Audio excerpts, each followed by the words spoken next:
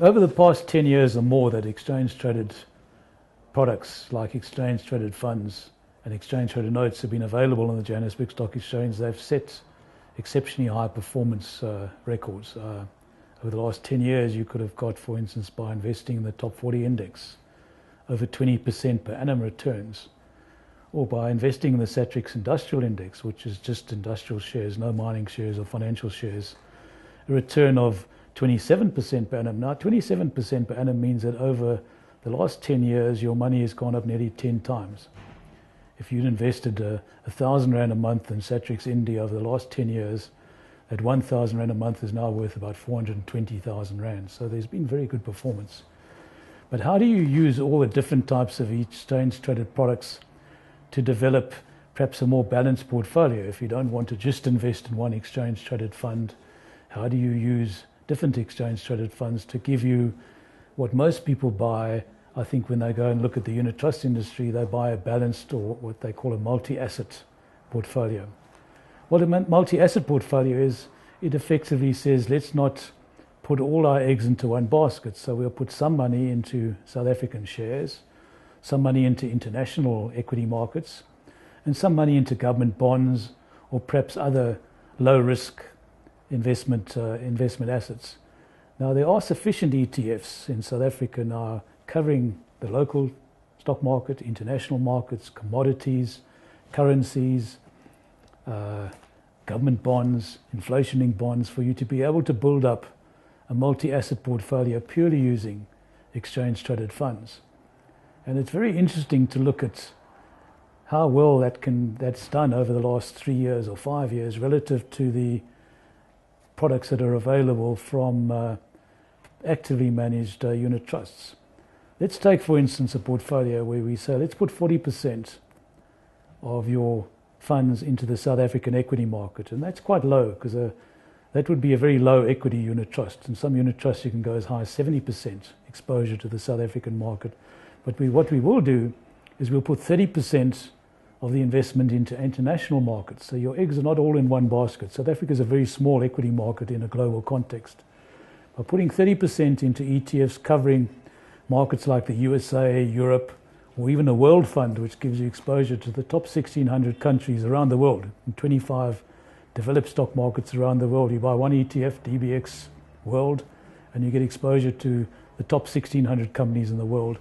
If we put some money, 30% of our money, into an international portfolio, 40% local, that still gives us 30% to go and buy perhaps 50-50 into South African inflation-linked bonds, where the value of the bond goes up as the inflation rate rises, and the other 15% into South African listed property. Property shares effectively give you the same yield, same return as South African government bonds, but they have much more potential to give you capital gains as property companies put up their rentals or revalue their buildings. We're talking about commercial property. So 30% of the portfolio is in income-bearing assets, 30% offshore, and 40% in South African domestic equities. And we can use 4 or 5 different ETFs to give us exposure to that particular portfolio, using the 70 different ETFs that are available in the South African market. Now, that portfolio would have given you over the last 3 years 24% per annum return, and over the last 5 years, 21% per annum return. How well have the unit trusts done? Well, unit trusts that have 40% or so in low equity funds would have given you 11% per annum return over 3 years, compared with 24%, and 11% per annum return over 5 years, compared with 21%. And even if you go the aggressive unit trust route, which is where you're looking at flexible funds, the average return on those has been 15% per annum over 3 and 5 years, compared with, as I said, 24% and 21%. So what you can do with passive investments, even though you're just buying the average return of the market for that particular asset class, by mixing the portfolio amongst different asset classes, you can significantly outperform the competitive products that are available in South Africa. Now, very briefly, why is that the case? Well, the problem in South Africa is that your unit trust industry is too big to be fully scalable. For instance, they can't put 30% of the money into international assets because they're only allowed to put 25% of the total assets they control offshore. So they're not going to give that 25% to the small investor, that 25% allocation goes to big institutional investors. So if you're a small investor buying a unit trust available over the counter, as it were, you're going to have 1 or 2% offshore.